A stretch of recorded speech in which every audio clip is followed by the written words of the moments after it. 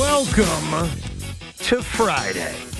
Evan and Tiki here on the fan. We got a lot to discuss. That old man, Tom Brady, he can't quit it, man. He's thinking of making a comeback. We'll get to that later. Why? I'll tell you why. The great Doc Gooden, who's going to have his number retired on Sunday, will join the show a little bit later on, around 4:45. We'll get into the baseball over the weekend. But if you recall 6 months ago, I said something on the radio, and I'm very, very consistent about this, and you were perturbed by it. I'm very consistent that as a fan of a team, I need to go further than the previous season. So when it was the Giants we were talking about, more so than 6 months ago, like 9 months ago, I remember saying to you, look, they got to the second round of the playoffs last year. They got to the divisional round. If they can't go that far or further, it's going to be a massive disappointment. Mm-hmm. And Tiki didn't like that. No. And I said the same thing about the New York Knicks, that last year the Knicks had a season that was a great surprise. They got to the second round of the playoffs and lost a hard-fought series to the Miami Heat. And as we were beginning the start of the NBA season, I said to you guys, not to be a troll, not to be a hater, just to be honest, because this is the way I feel about all my teams, they've got to go further than that. Well, we are on the eaves, if you will, of this regular season ending. We've had 6 months of basketball, and my God, a lot has happened.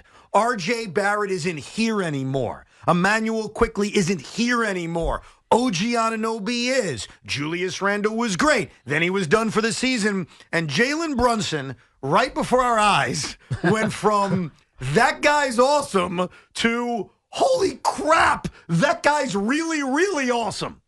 And you look around the league and things have changed too, right? Damian Lillard's first year in Milwaukee. Giannis gets hurt. We've seen Cleveland. We've seen the emergence of Orlando. And I sit here today on April 12th feeling exactly how I felt on October 12th, which is the New York Knicks, and this is a compliment. So all you guys, don't be sensitive. Don't be unhinged like Ranger fans. This is a compliment as an IBO. The New York Knicks, through everything I just described, they've earned that where if they're not sitting in the Eastern Conference Finals playing that team, you know, the one they just beat, you whipped the ass of last night, if you're not there, then this is a major disappointment. So when you said this about the Giants, the reason I didn't buy it is because I didn't think the Giants were a complete team last year. Like, they still had a lot of work they needed to do, depth-wise, consistency-wise, offensive line-wise. So it was great what they did in Dave's first year, but the year two didn't feel like the team was better. Now, when you talk about the Knicks, from what they did a year ago, which was a surprise, till this year, it feels like the team is better. Yes. And now, look, there have been some subtractions, as you just talked about. A lot of changes. Right? A lot of changes. Two significant trades in the midst of the season. I mean, humongous trades. Yes. But unlike with the Giants, it made the team better, right? The team got significantly more complete with the trades that they had. And honestly, because of, you know, the Mitchell injury, that it made iHeart like into this unique, big situation now that Mitch is back, that you can do whatever you need, right? The way that this team is constructed, the Knicks, the way it's constructed, you can play big, you can play small, and you can score from anywhere, right? And a lot of that is because of, one, the subtractions that you mentioned, but also because Julius Randle has been ruled out. And without him, they had to get creative. Like, they had to figure, all right, we lost our second scorer. All right, Josh Hart, you better find ways to score. All right, Deuce, we're going to give you an opportunity. All right, DiVincenzo, the big Ragu, you're going to get a real chance to play. And all of those guys stepped up. Yeah. All of them. Yeah. And so while I thought you were crazy when you said it about the Giants, because I looked at the Giants and I was like, I don't know about this team, dude. I hear what you're saying, right? It makes sense, but the team's not good enough to do what you're espousing.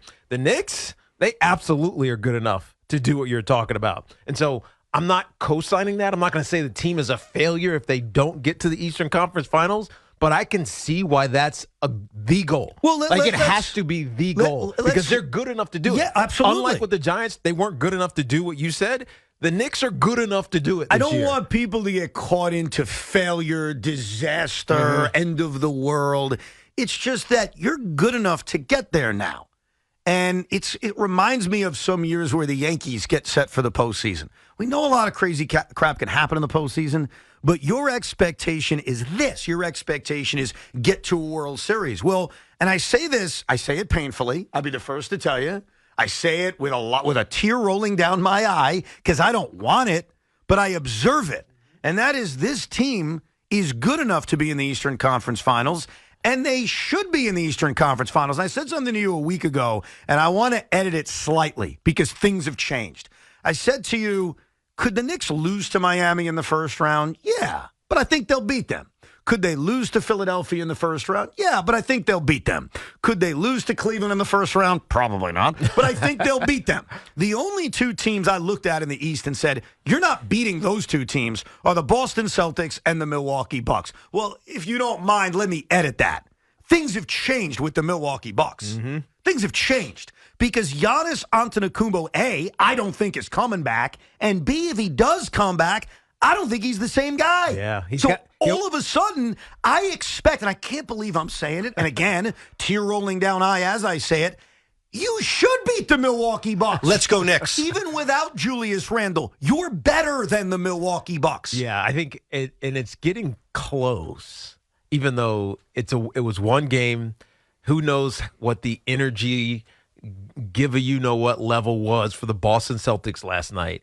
It's getting close where you can say, man, if the Knicks play the right kind of bully, wide out, shoot and score basketball like they did last night against the Boston Celtics, they can beat the Boston Celtics because the Boston Celtics, they are not tough on the boards. They don't get a ton of second shot opportunities, and it was exposed last night. I'm not going to say they're soft, but there's a different kind of, like, I don't know what it is. Like, there's a different kind of aggression without Marcus Smart, right? It doesn't feel like it's there anymore. And they have some bigs like Kristaps and Al Horford, but those guys don't feel like they're dominant in the post. And the Knicks can be. Yeah. And even if it's a small guy, right? Josh Hart out-rebounded everybody on the Boston Josh Celtics plays big. team. That's one thing about Josh Hart. Right, but he's in there boxing out Kristaps. It's kind of like, what the hell is going on here? I'll tell you something, and this is the dead honest truth, and it makes me sick to my stomach to say this. So last night we were lucky enough to be at the Islander game, and it was a massive win for the Islanders, 2 points they needed to get, and it was scary at times. And they got that last night. And I was there with Tommy Lugauer, and Tommy was obviously more intrigued and invested in what was going on in Boston with the Knicks. And Tommy every once in a while would give us an update. And the first update he gave me, he wasn't even smiling. He just looked at me and said, Knicks are up by 30. And I'm like, what? The Knicks are up by 30. And I knew Jaylen was playing. Jaylen Brown, that is. Yeah. Jason Tatum was playing. I knew that. Even Kristaps was playing. I knew that. And so all I heard from Loogie is how the Knicks kicked the Celtics' ass. And I was very skeptical, I must admit, because I said to myself, did the Celtics even give a crap? Did the Celtics even care? And then I did something, and I really wish I didn't do it, but I had to do it because I'm a professional. At least I try to be. Last night at 1 o'clock in the morning after recording the Rico Bronya, I said, let me watch a little bit of this game. Just a little bit. I didn't watch the whole game. I said, let me see what happened. And what I saw scared the crap out of me. Let's go Knicks. The Celtics were trying. Yeah. Okay? I am not going to come on the radio and lie to you and say, they didn't care. Like, they don't care in terms of where they are seed-wise. But did I see Jaylen Brown picking up Jalen Brunson 90 feet from the basket? Yeah. Did I see Jason Tatum switch on Jalen Brunson and defend him? Yeah. Did I see them trap Jalen? I saw the Boston Celtics almost say, let's try a couple of aggressive things to slow him down. Just in case we see him again, let's figure out a way to slow down Jalen Brunson. And guess what? He destroyed him. It all failed. So I get it. In terms of the standings, the game didn't matter. And I'm a big proponent of don't read too much into the regular season. Don't read too much into head-to-head matchups. And I've said that a lot. And so I'm going to try to be calm and say I'm not going to read that much into it. But what I will say, because I ain't a liar, is that do not tell yourself, whether you're in the coalition of Knick haters, or you're a Celtic fan, or you're a self-hating Knick fan, don't tell yourself the lie that the Celtics didn't try. Because if you watch the game, you know they did. Right. Now, maybe their approach was flawed. I think their construction is a little bit flawed. Talk about the bigs and is Kristaps really, even though he's 7 foot tall, is he a big? If he gets boxed out by Josh Hart, right? Is Al Horford going to dominate the boards? Are they going to be rim protectors? Like all those things, those are up for debate and up for question. But the other thing that I think is maybe a little bit flawed is that they've built the team that wants to shoot, right? They shoot a disproportionate amount of three-pointers. Half their shots are three-pointers. So last night, they were just cold, right? They shot under 40%. Usually, I mean, they're bigger than that. They're better than that. But they shot so many three-pointers. They don't get the rebounds. The shot disparity between the Knicks and the Celtics was like 13 shots, 15 shots. Yeah. That's just think about that number of possessions. And when Boston beats the Knicks earlier this season, they were shooting the lights out. Right. That's part of how they were able to do it. Look, it is a long ways away until we get potentially a Knicks-Celtics Eastern Conference Finals because the Knicks are on their way to the 2 or 3 seed. That's the reality. They're going to avoid that Celtic line to the Eastern Conference Finals. But you have to take it as a compliment, and you got to take it as reality. The New York Knicks, despite Julius Randle being out, despite some of the questions you may have about Tom Thibodeau in the playoffs, and he's got to answer that. Yeah, despite the fears you may have about Miami or Philadelphia with Joel Embiid being healthy, here's the reality. The New York Knicks are good enough to get to the Eastern Conference Finals, and that's the expectation. And so what I told you in October, and yes, a lot has changed between October 10th and where we are today. That's it. Yeah. Anything short of that, again, pick your own word. Disappointment. We didn't complete the mission. They're good enough. And that's the new expectation for this team. And I'm glad you're there because a week and a half ago, some Knicks fans were hiding under rocks, giving up because Julius Randle was out. No. They're good enough, even without Julius Randle, especially with the state of this Eastern Conference right now. You are better and can beat any team in this conference outside of Boston, who we kind of push to the side, right, despite what we saw last night. So whether it's Orlando, or it's Indiana, or it's Miami, or it's Philadelphia, or even Milwaukee, the Knicks should beat them. And that's the world we live in. You want to say the Knicks are back? They are back. Yeah, They're the second best team in the East. Go prove it. I could argue with you for argument's sake, but I can't because they are that good, and they looked that good last night against a Boston Celtics team. You were right, Evan. They were trying to win. But I think the biggest difference, and I guess we'll see what the playoffs bring, is it feels like, and I don't know if this to be true, but it feels like Tom Thibodeau is willing to be different. He's willing to actually make playoff adjustments. Yeah, well, just do different things. Yes. Like all right, that's not working. Let me go big. All right, that's not working. Let me put a small line up there.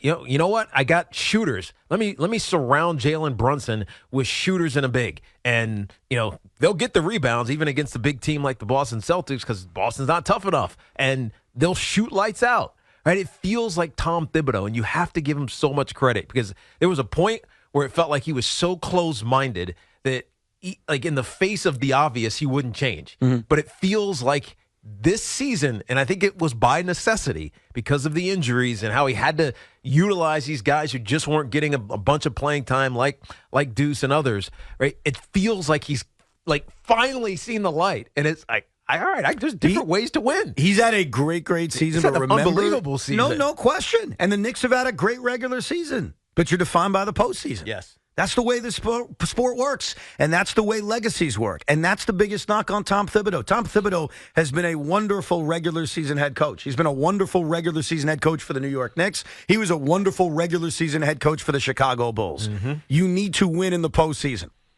And the New York Knicks' new expectations, same as the old for me, but maybe new for you out there, is the Eastern Conference Finals. And there's a few reasons why you should believe that. When OG Anunoby plays, and as of right now he's playing, they're freaking 18-3. When OG Anunoby plays, he impacts games in a major way. One of the deficiencies the Knicks have is where do they get the offense when Jalen sits? One of the ways they get the offense is by forcing turnovers courtesy of active hands of OG Anunoby leading to fast breaks. Right. One of the reasons they're able to score when Jalen's on the bench is because Josh Hart, what a pain in the ass, is as good as anybody in transition off of a defensive rebound. So the Knicks are making up for that deficiency that they have because Julius is out, but they're good enough. And I have to admit, It scares me. Why does it scare you? Because I don't want this. I don't want to be saying this. I don't want to be telling you, holy crap, they're the second best team in the East. You think I want that? Don't you want Loogie to be like thrilled No. and excited? No. And don't you want his catchphrase, this dogs, dudes doing damage? Don't you want him to be able to say that so many times that he takes it back from those that are trying to appropriate it from him? Don't you want that? No. I don't I want do. Loogie, I want that for you. Tiki, I'm glad you said that because I keep my own receipts. I told you the Knicks would be a top 3 seed. Check. I told you they would do damage. Check. I told Evan a year ago, and his whining net brethren got on me. I told you Jalen Brunson was a superstar. Check. As a Knicks fan, this has been as most fun I've had in a regular season in my life. Good. But there's work to be done. Now own it. They got to get to the conference Sure finals. do. And here's the other thing. I'm glad you sign off on that because that's the 100%. reality we have to have. But it's hard not to sign off on it because they're good enough. Right? Yes. Unlike the Giants, which you proclaim, they got to get to the blah, blah, blah, blah, blah, because they did it last year. Dude, you look at the Giants, like, dude, it's not good enough, man. There's just no way it's happening. I get you. The Knicks are good enough. But a part of it is we've seen this team get to the second round. As a fan. Dude, not like this. Not with a team that plays like this. And even if, look, this is a 7-game series. I get you. If something goes wrong, there's no fatalism. There's no, oh, dude, you see that? We can't beat that. Well, something already did go wrong. They lost their second best player. But no, I mean in the series. In the playoff series, if something goes wrong, say whoever they play in the first round comes out and has a great win and it just dominates the Knicks and it's just like, oh, woe is me. My gut is not, woe is me. It's, all right, they'll fix it. Yes. Right? They'll be different the next time out. In 7 games, I feel like this team can find a way to be competitive and or beat almost anybody. Now, here's the worry, and we'll address it coming up. There are 5 possibilities on who you will play in the first round of the postseason. 5. We'll go through them and kind of power rank who we want and who we don't want. And Knicks fans, sign off on it. Show some guts. It's Eastern Conference Finals or bust. And that's a compliment. 877-337-6666.